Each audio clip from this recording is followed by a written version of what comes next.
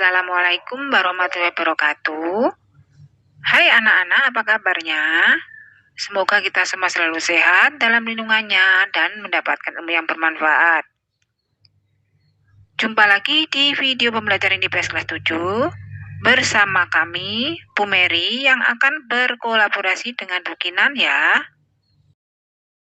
Nah anak-anak, hari ini kita akan melanjutkan materi kita minggu lalu masih di bab 3 tentang aktivitas manusia dalam memenuhi kebutuhan.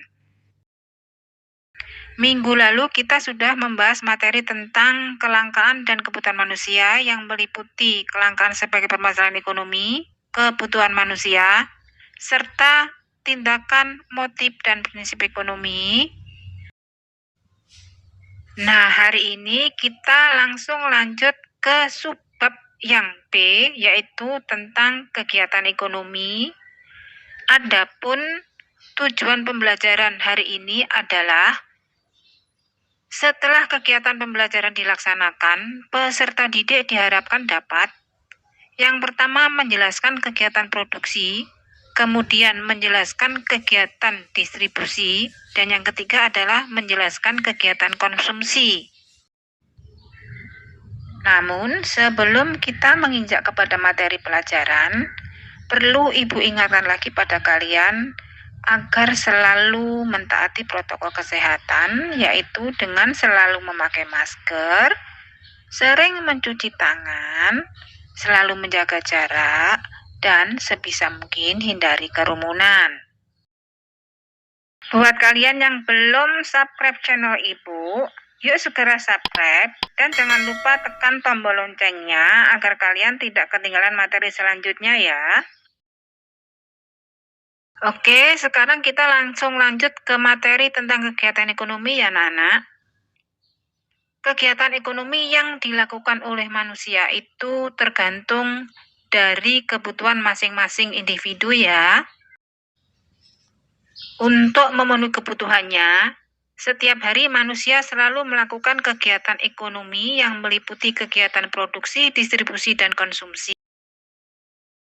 Jadi, kegiatan manusia untuk memenuhi kebutuhannya itu disebut dengan kegiatan ekonomi. Dengan kata lain, kegiatan ekonomi itu merupakan suatu aktivitas atau usaha manusia yang dilakukan untuk memenuhi kebutuhan hidupnya. Kegiatan ekonomi itu sendiri dibagi menjadi 3, yaitu yang pertama kegiatan produksi, kemudian distribusi, dan kegiatan konsumsi. Untuk penjelasan materi berikutnya akan langsung dihandle oleh Bu Kinan ya anak-anak. Silahkan Bu Kinan.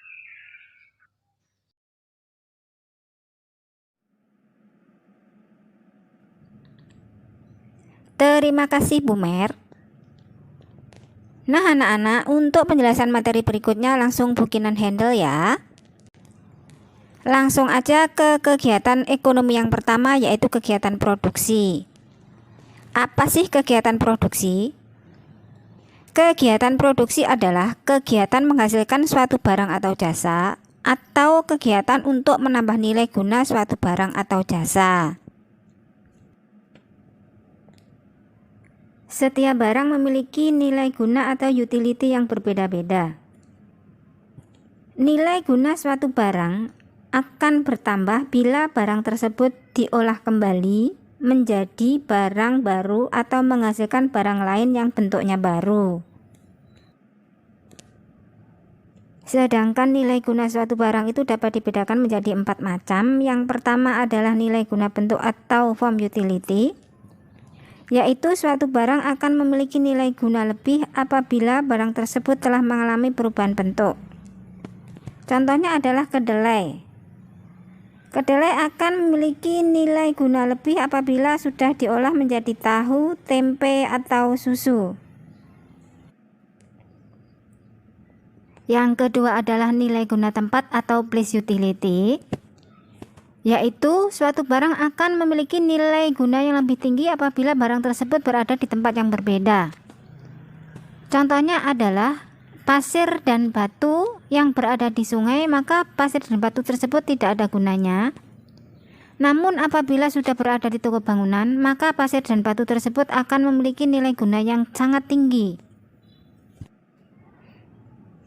Yang ketiga adalah nilai guna waktu atau time utility, yaitu nilai guna suatu barang akan bertambah apabila barang tersebut digunakan pada waktu yang tepat. Contohnya adalah jas hujan dan payung digunakan saat hujan, jaket digunakan saat udaranya atau cuacanya dingin. Dan yang keempat adalah nilai guna kepemilikan atau ownership utility, yaitu nilai guna suatu barang akan bertambah apabila telah pindah kepemilikannya. Contohnya adalah sepatu dan pakaian yang masih ada di toko belum punya nilai guna dan akan memiliki nilai guna apabila sepatu dan pakaian tersebut telah dibeli oleh seseorang dan kemudian dipakainya. Nah, sedangkan orang atau lembaga yang menghasilkan barang atau menambah nilai kegunaan suatu barang disebut sebagai produsen. Jadi produsen adalah orang atau lembaga yang melakukan kegiatan produksi.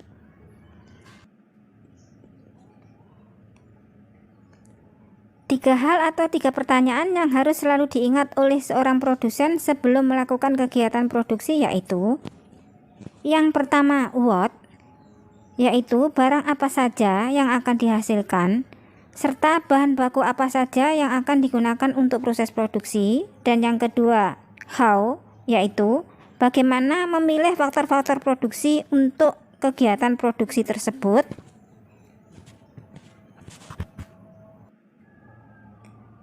Dan yang ketiga adalah whom, yaitu kepada siapa barang-barang produksi tersebut akan didistribusikan atau disalurkan.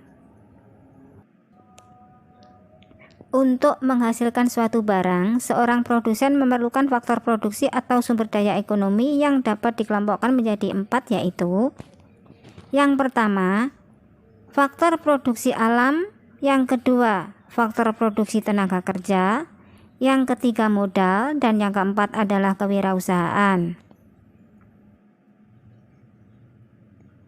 Faktor produksi alam dan tenaga kerja merupakan faktor produksi asli, karena melalui kedua faktor produksi tersebut manusia sudah dapat menghasilkan barang. Sedangkan faktor produksi modal dan kewirausahaan merupakan faktor produksi turunan, karena kedua faktor produksi tersebut merupakan hasil turunan dari faktor produksi asli. Oke, untuk macam-macam faktor produksi akan kita bahas satu persatu ya. Yang pertama adalah faktor produksi alam, yaitu faktor produksi yang telah disediakan oleh alam sebagai bahan mentah atau bahan baku produksi. Contohnya adalah tanah, hutan, barang tambang, dan air. Tanah bisa dipakai untuk lahan pertanian, lahan perkebunan, lahan peternakan, bisa untuk mendirikan pabrik, dan bisa untuk mendirikan usaha. Untuk hutan, bisa menghasilkan bahan baku yang berupa kayu. Untuk barang tambang, bisa menghasilkan emas, biji besi, minyak bumi, dan gas alam. Sedangkan air bisa dipakai untuk pengairan dan sebagai bahan baku minuman.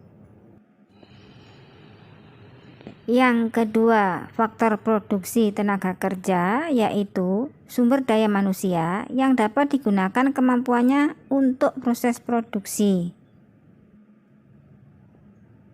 Lalu yang ketiga adalah faktor modal, yaitu segala hasil produksi yang dibuat oleh manusia dengan tujuan untuk menghasilkan barang atau jasa yang lainnya. Dan yang keempat adalah faktor kewirausahaan atau entrepreneur, yaitu kemampuan seseorang atau beberapa orang untuk menyatukan semua faktor produksi agar dapat menghasilkan barang tertentu.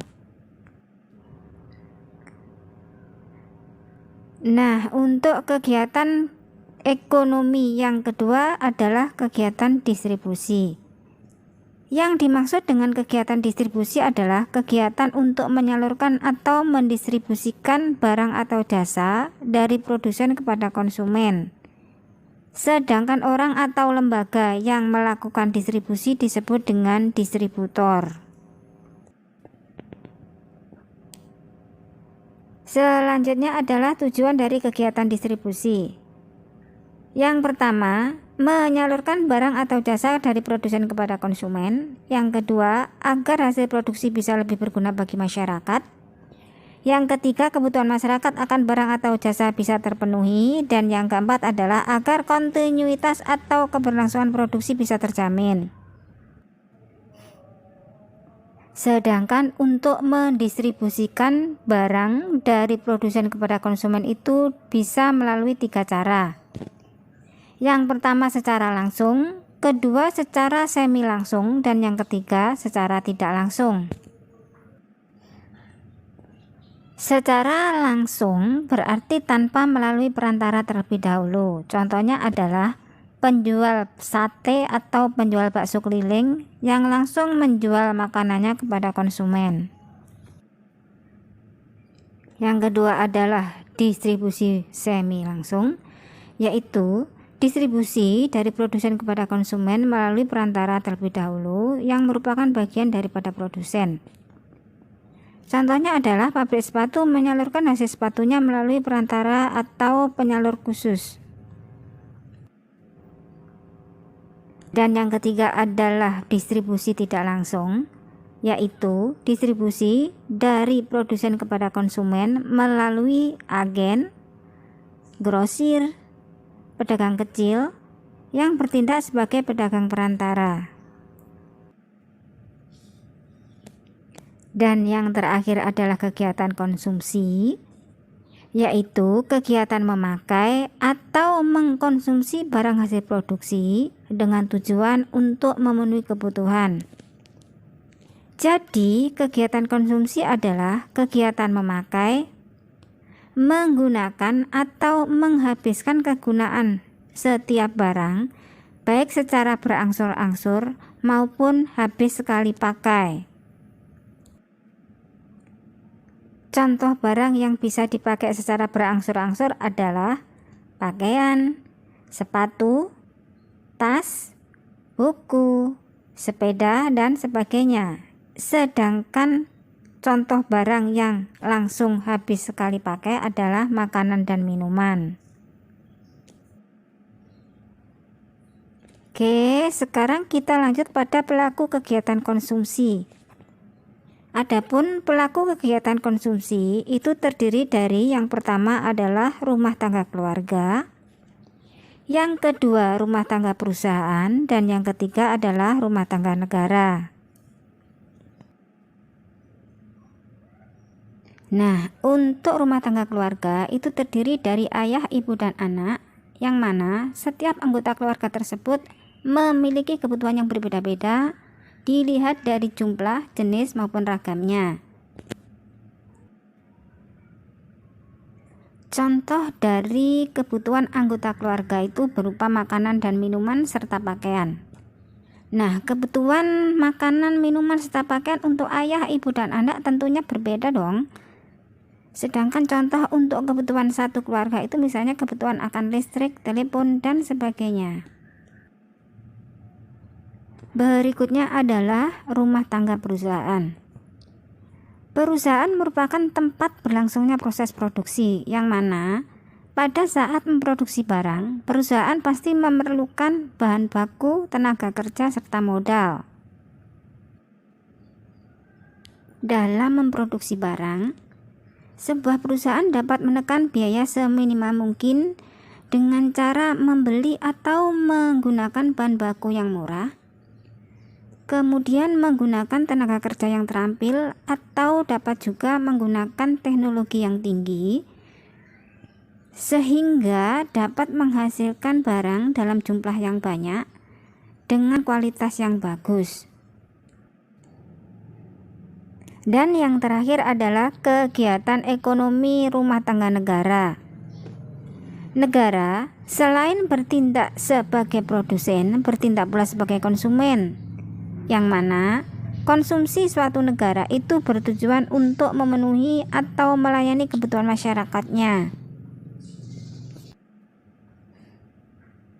Walaupun semua biaya yang digunakan untuk konsumsi negara itu berasal dari masyarakat juga yang berupa pajak,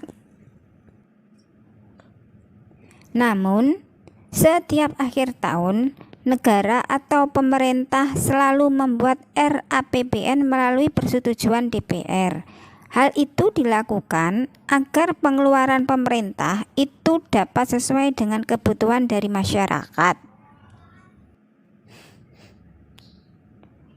Oke anak-anak, sampai di sini dulu penjelasan dari Ibu. Sekarang Ibu kembalikan lagi kepada Bu Mary ya. Terima kasih semuanya. Silahkan Bu Mer. Oke, itu tadi penjelasan materi dari kami ya anak-anak. Cukup jelas ya. Jadi, setiap hari manusia selalu melakukan kegiatan ekonomi untuk memenuhi kebutuhan hidupnya yang meliputi kegiatan produksi, distribusi, dan konsumsi. Jumpa lagi di materi berikutnya tentang permintaan, penawaran pasar, dan harga. Nah, di situ kita nanti akan membahas tentang kaitan antara permintaan, penawaran, dan harga, serta menjelaskan peran pasar bagi kehidupan masyarakat. Terima kasih. Wassalamualaikum warahmatullahi wabarakatuh.